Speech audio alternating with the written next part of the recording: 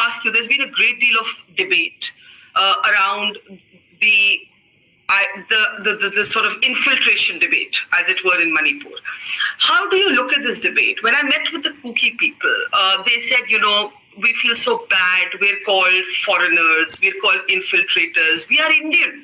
And I underlined that the husband of one of the rape survivors on the video, sexual assault survivors rather, on the viral video is an army veteran of 28 years. But you also have the Meiteis saying, ye bahar se aaye hain. There is, of course, there used to be a porous border. How do you look at this whole infiltration debate in Manipur today? Barkha, the narrative itself is false. To say that there's an open border doesn't mean it's open for people to cross and illegally settle in India. It doesn't mean that. Being a border guarding force, and our units on the borders have been regularly checking people coming in and going out.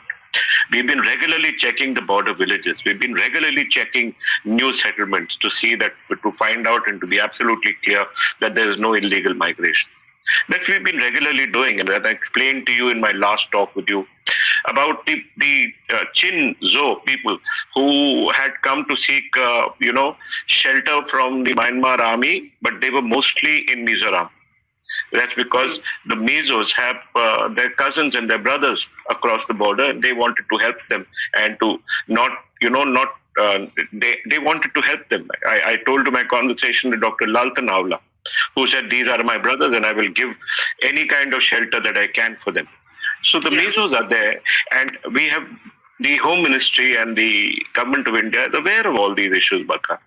But let me tell you that the Assam Rifles has not allowed a single illegal migration or illegal entry into our country. We are checking these villages continuously.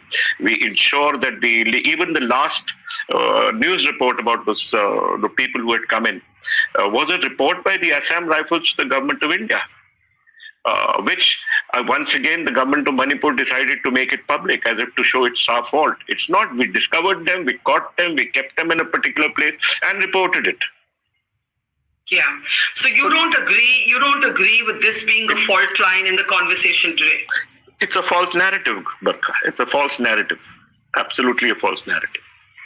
That's a very important point, because I think the rest of the country thinks that this is some debate around infiltration, and I'm glad you've set the record straight. Finally, the last time we spoke, it was before I went to Manipur.